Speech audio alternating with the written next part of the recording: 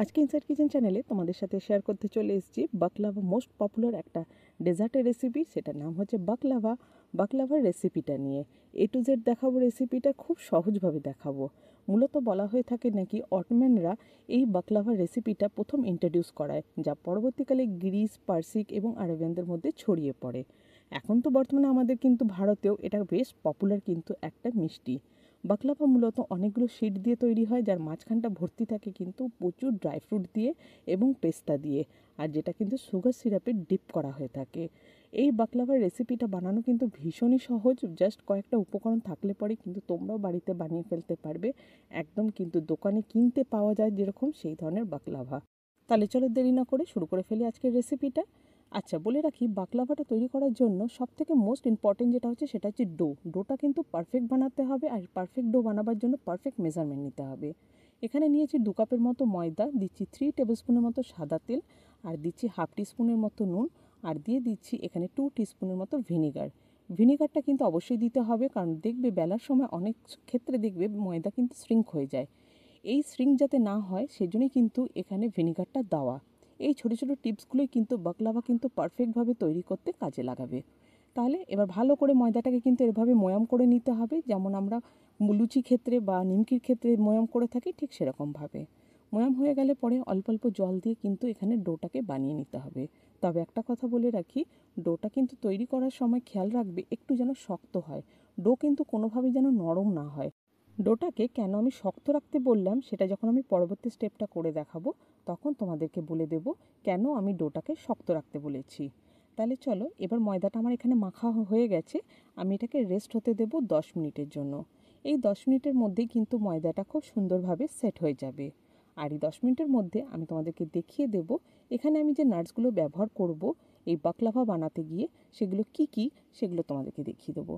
এখানে নিয়েছি মোটামুটি 2 টেবিল স্পুনের মতো আখরোট, নিয়েছি এখানে 2 টেবিল স্পুনের মতো আমন্ড বাদাম, আর নিয়েছি এখানে 2 টেবিল স্পুনের মতো কাজু বাদাম।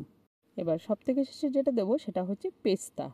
আসলে দেখবে বাকলাভা কিন্তু বানাতে বেশিরভাগটাই পেস্তা ব্যবহার করে, বাট আমি দিচ্ছি নাটস বেশি করে, কারণ কি নাটসটা খেতে কিন্তু খুব ভালো লাগে বাকলাভার মধ্যে, তার জন্যই নাটস ব্যবহার করেছি। এবার আমি দেখো এরকম গ্রাইন্ডারের মধ্যে দিয়ে এটাকে ভাঙা ভাঙা করে এরকম টুকরো করে নিয়েছি। কিছুটা গুঁড়ো গুঁড়ো হবে, কিছুটা ভাঙা ভাঙা হবে। এটাই কিন্তু আসল টেক্সচার। এরকম টেক্সচারটাই কিন্তু ড্রাই ফ্রুটে আনতে হবে। ব্যাস, এটাকে এবার পাশে রেখে দিচ্ছি। আমার এদিকে 10 মিনিট হয়ে গেছে। ময়দাটা কিন্তু খুব ভালোভাবে সেট হয়ে গেছে।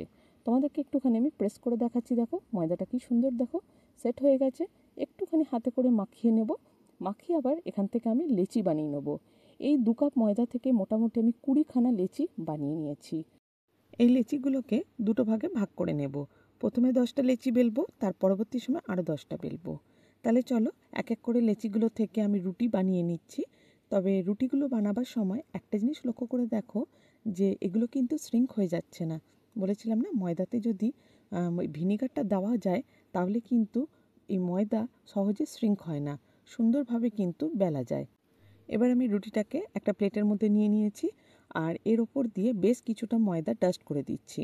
আচ্ছা, ময়দাটা কিন্তু দেওয়ার সময় খেয়াল রাখতে হবে, কঞ্জুসি করলে কিন্তু হবে না। খুব ভালোভাবে কিন্তু ময়দাটাতে লাগাতে হবে, কারণ এর ওপরে কিন্তু আরও একটা রুটি দেব। একটা কেন, এভাবে আমি কিন্তু 10খানা রুটি এর ওপরে দেব।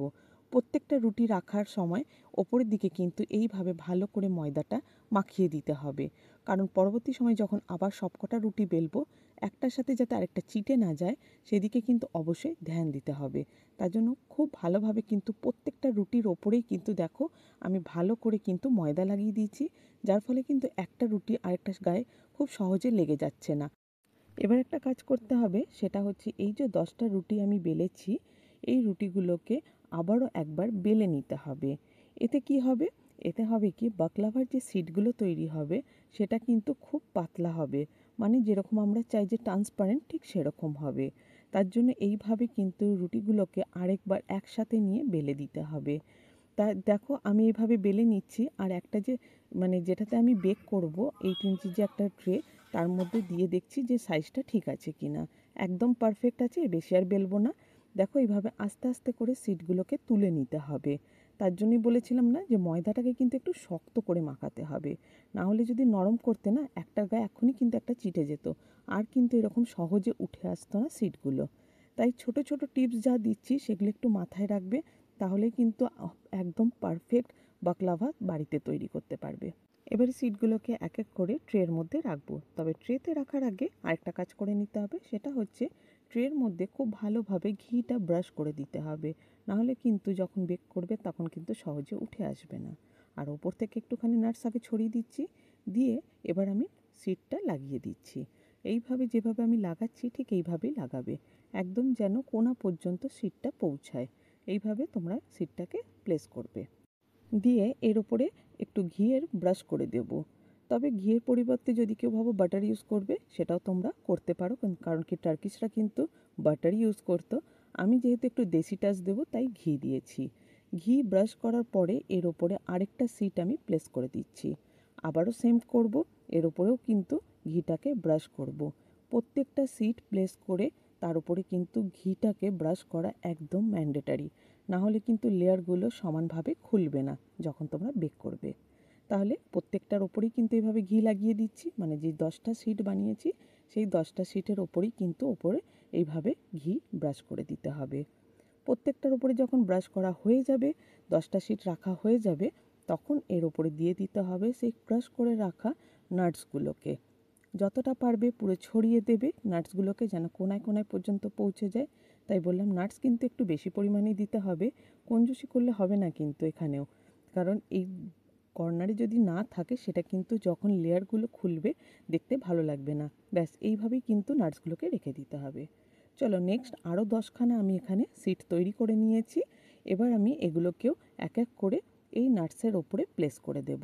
সেম প্রসেস থাকবে যেমন আমি ঘি দিয়ে ব্রাশ করেছি। দেখো কতটা ট্রান্সপারেন্ট হয়েছে, দেখেই বুঝতে পারছো তোমরা। একইভাবে কিন্তু দেখো এই আমি কিন্তু সিটগুলোকে প্লেস করছি, আবারও একইভাবে কিন্তু এর ওপরে আমি একটুখানি ঘি ব্রাশ করে দেব। আর এরকম করে হাত দিয়ে একটুখানি টেনে দেবে, যদি ছোট হয়ে থাকে আরামসেই টানা যায়। আচ্ছা দেখো আমি প্রত্যেকটা আবার ঘি ব্রাশ করছি। এইভাবে আরও যে 10টা সিট রয়েছে সবকটাই প্লেস করব, আর প্রত্যেকটার ওপরেই কিন্তু আমি ঘি ব্রাশ করে দেব। ব্যাস সবকটা সিট আমার লাগানো হয়ে গেছে। এটা হচ্ছে একেবারে ফাইনাল, মানে ওপরের সিট। এটাতেও কিন্তু খুব ভালোভাবে ঘিটা লাগিয়ে দিতে হবে, তাহলে করে কালারটা খুব সুন্দর আসবে। একবার এভাবে ঘি লাগিয়ে দিয়ে সবকটা সিটের মাঝখানে এটাকে এবার মোটামুটি ডিপ ফ্রিজের মধ্যে রেখে দিতে হবে, সেট হতে দিতে 10 মিনিটের জন্য। 10 মিনিটের মধ্যে কিন্তু ডিপ ফ্রিজে এটা ভালোভাবে সেট হয়ে যাবে। তার কারণ হচ্ছে এর ভেতরে যে ঘিটা রয়েছে এবং ময়দাটা রয়েছে এটা কিন্তু সেট হওয়া অবশ্যই দরকার, কারণ যখন এইভাবে ছুরি দিয়ে কাটবে দেখবে অনেক সময় যদি এরকম সেট না হয় ছুরির সাথে দেখবে সিট উঠে আসবে, আর এটা বেশ কিন্তু ঘিটা জমে গেছে, যার ফলে কিন্তু দেখো কাটতে গিয়ে আমার কোনো অসুবিধা হচ্ছে না। তাই এই স্টেপটা কিন্তু একদম ম্যান্ডেটারি। ব্যাস সবকটা এরকমভাবে কেটে নিতে হবে। কেটে নিয়ে এবার এটাকে বেক করতে দেব। বেক করার জন্য মাইক্রোওভেনকে প্রথমে 10 মিনিট আমি প্রিহিট করে নিয়েছি। এটাকে মোটামুটি আমি বেক হতে দেব 180 ডিগ্রিতে। তাহলে চলো মাইক্রোওভেনে আমি দিয়ে দিই, দিয়ে তোমাদেরকে বলে দিচ্ছি কত মিনিটের জন্য দিচ্ছি। এখানে মোটামুটি দিয়েছি 50 মিনিটের জন্য। তারপর যদি মনে হয় যে ঠিকমতো এখনও কালারটা আসেনি, তাহলে 5 থেকে 10 মিনিট একটু এক্সট্রা আবার এটাকে বেক করতে দিতে হবে। বাকলাভাটা বেক হতে থাকুক, তার মাঝে আমরা একটা কাজ করে নেব, সেটা হচ্ছে একটা সুগার সিরাপ বানিয়ে নিতে হবে। বাকলাভাকে কিন্তু সুগার সিরাপের মধ্যে ডিপ করা হয়। এখানে পোর্শনটা আমি যেটা নিয়েছি সেটা হচ্ছে 1 কাপ এখানে চিনি নিয়েছি, আর 3/4 কাপের মতো জল নিয়েছি।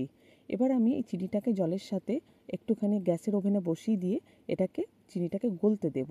না, এখানে কিন্তু গাঢ় শিরা কোনো বানানোর দরকার নেই, জাস্ট চিনিটা গলে গেলে পরেই কিন্তু মিষ্টির রসটা রেডি হয়ে যাবে। এখানে কোনো চটচটে ভাবের কোনো কিছুরই দরকার নেই। ব্যাস এরকম চিনিটা দেখো গুলে গেছে, আমার কিন্তু শিরা রেডি হয়ে গেছে। অন্যদিকে মাইক্রোওভেন থেকে আমি বার করে নিয়েছি বাকলাভাটা। এখানে এখন একটুখানি বাকলাভাটা একটু উষ্ণ গরম রয়েছে, আর ঠিক এই সময়ের মধ্যেই কিন্তু এই শিরাটাকে দিয়ে দিতে হবে, যেই মিষ্টি শিরাটা আমি বানিয়েছি।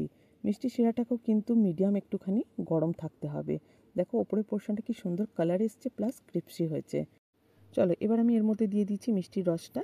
মিষ্টির রসটা আমি মেজারমেন্ট কাপের 1 কাপ নিয়েছি, এখানে পুরোটাই কিন্তু আমি এখানে দিয়ে দেবো মিষ্টির রসটা।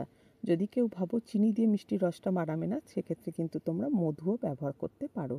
তবে মিষ্টির রসটা কিন্তু দেওয়ার সময় একটু খেয়াল রাখবে যাতে পুরো কর্নার পর্যন্ত যায়, নাহলে কিন্তু মিষ্টিটা যদি সব জায়গায় সমানভাবে না যায় খেতে কিন্তু ভালো লাগবে না। আরেকটা জিনিস সেটা হচ্ছে এই বাকলাভাটাকে কিন্তু ওভারনাইট সোক করতে দিতে হবে। যদি সময় না থাকে অ্যাটলিস্ট 6 ঘন্টা তো রাখতেই হবে। নেক্সট ডে মর্নিংয়ে আমি তোমাদেরকে এটা দেখাচ্ছি, দেখো কত সুন্দর হয়েছে কালারটা। আর দেখো বাকলাভাগুলো পুরো মিষ্টির রসে কিন্তু টইটুম্বুর হয়ে গেছে। এবার যেটা করতে হবে সেটা হচ্ছে কাটিংটা করার সময় অবশ্যই খেয়াল রাখবে যে বেক করার সময় কিন্তু এটা একের গায়ে অপরটা লেগে থাকবে। তাই এরকম একটা খুন্তি নেবে, খুন্তি দিয়ে একটুখানি প্রেস করলে পরে কিন্তু সমানভাবে কাটা যাবে। চলো তোমাদেরকে একটু কাছ থেকে দেখিয়ে দিই, দেখো কি সুন্দর এসছে প্রত্যেকটা লেয়ার। আর সাথে দেখো বাদামের যে পোর্শনটা মানে নাটসের যে পোর্শনটা সেটাও দেখো কত সুন্দর মাঝখান দিয়ে দেখা যাচ্ছে। আশা করছি সহজভাবেই তোমাদেরকে দেখাতে পারলাম বাকলাভার রেসিপিটা। বাড়িতেই কিন্তু এই ধরনের সিড বানিয়ে তোমরা কিন্তু চড়া দামে বাজার থেকে বাকলাভা না কিনে বানিয়ে ফেলতে পারো। রেসিপিটা কেমন লাগলো সেটা কমেন্টে জানাতে ভুলে যেও না। ভালো লাগলে পরে লাইক শেয়ার করে দিও। আর আমার চ্যানেলে নতুন বন্ধুরা যারা রয়েছে চ্যানেলটাকে ফলো করে থাকো, তাদের বলবো যে চ্যানেলটাকে একটু সাবস্ক্রাইব করে নিও। পাশে রাখা বেল আইকনটাকে অবশ্যই ক্লিক করবে, যাতে করে যখনই নতুন কোনো ভিডিও আপলোড করি তার নোটিফিকেশানটা সরাসরি তোমরা আগে পাও। তাহলে আজকের ব্লগটা এখানেই শেষ করছি। নতুন একটা ব্লগে খুব শিগগিরই তোমাদের সাথে আবার দেখা হবে। টাটা।